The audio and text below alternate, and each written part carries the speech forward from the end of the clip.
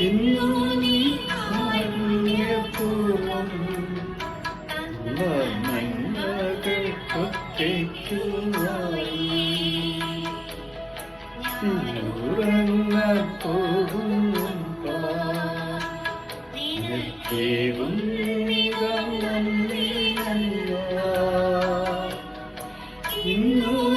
കാരുണ്യപൂർവം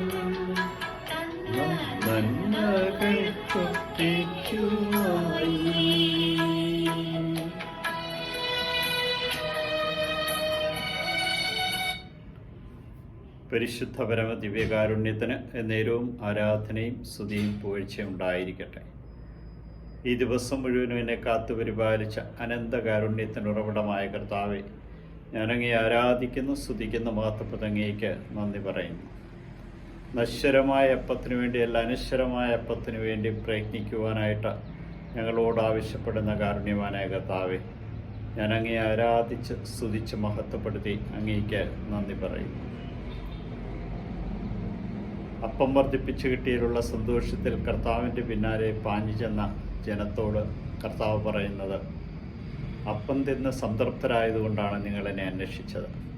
എന്നാൽ നിങ്ങളുടെ അന്വേഷണങ്ങളൊക്കെ നിങ്ങളുടെ ആത്മാവിൻ്റെ രക്ഷയ്ക്ക് വേണ്ടിയുള്ളതായിരിക്കണമെന്നും ആത്മാവിൻ്റെ രക്ഷയെ കരുതി നിങ്ങൾ വചനത്തിൻ്റെ നിറവിലേക്ക് കടന്നു വരുന്നതായിരിക്കണമെന്നും ജീവൻ്റെ അപ്പത്തെയാണ് നിങ്ങൾ അന്വേഷിക്കേണ്ടതുമാണ്.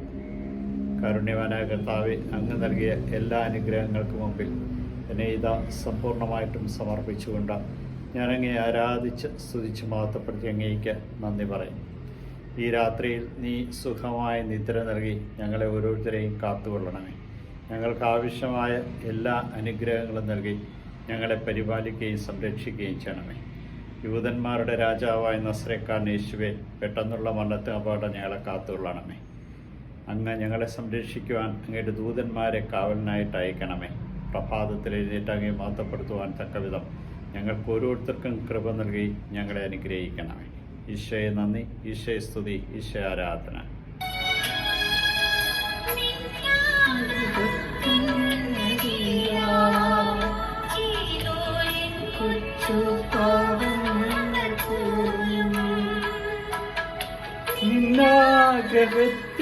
നിന്നാഗ്രഹത്തിനെതിരാ ചെയ്ത പിഴച്ചു പാപങ്ങൾ പോലും നീരാക്കി പ്രവർത്തികൾ ചെയ്യാൻ ഞാനുറങ്ങാൻ പോകും